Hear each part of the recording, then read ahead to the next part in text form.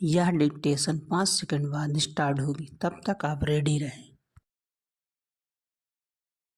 Ready start. महोदय, जैसा कि माननीय सदस्य जानते हैं, कल दूसरे सदन में इसी तरह की बहस थी। मुझे वहाँ भी कुछ देर बैठना पड़ा। इस कारण यहाँ जो भाषण हुए उन सबको मैं सुन नहीं सकी। मुझे सुनकर दुख है कि कुछ माननीय सदस्यों ने इस अवसर पर भी हमारे विदेश विभाग को बुरा भला कहा। सेवाओं पर दोषारोपण करके सरल रास्ता निकालने का प्रयत्न ऐसी प्रवृत्ति है जिसकी मैं निंदा करती हूँ। मैं यह नहीं कहती कि हमने गलतियाँ नहीं की हैं और हमारे सभी प्रतिनिधि हमेशा योग्य ही होते हैं। जब गलती हो तो हमें उसे अवश्य बताना चाहिए, लेकिन सदा आलोचना करते रहने से निरुत्साह पैदा होता है और मनोबल गिरता है। हमें उन औजारों को ही कुंठित नहीं कर देना चाहिए जिनसे हमें काम लेना है। देश और विदेश में हमें काम तो करना ही है। हम अच्छी तरह जानते हैं कि पाकिस्तान के शासकों को दी गई हर सहायता बांग्लादेश के निर्दोष लोगों के विरुद्ध इस्तेमाल की जाएगी। इस अवसर पर हमारे प्रतिनिधियों ने परिश्रम से बहुत अच्छा काम किया है।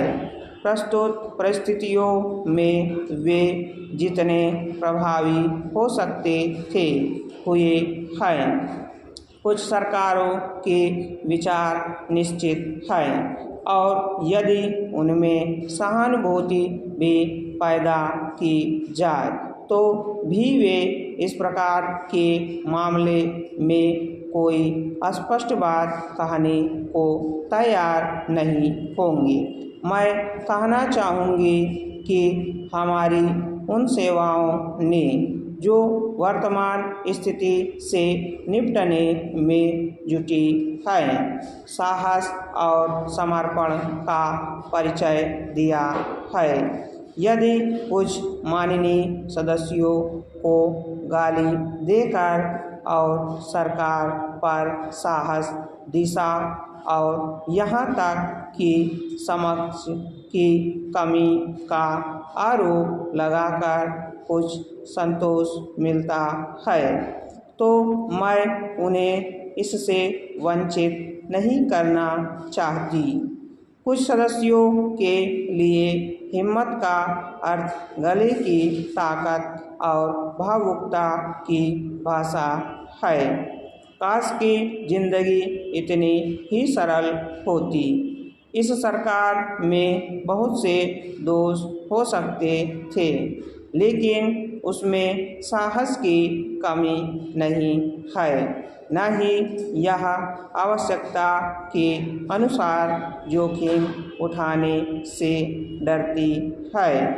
जैसा मैं बहुत बार कह चुकी हूँ, हम इस स्थिति या किसी भी स्थिति के केवल कानूनी पहलू की चिंता नहीं करते। हम चिंता करते हैं केवल एक ही बात की, और वह है हमारे राष्ट्रीय हित, सुरक्षा और स्वाभाविक रूप से बांग्लादेश के बहादुर लोगों की सुरक्षा। इसी कारण से शांति से काम करने का महत्व है। स्टॉप।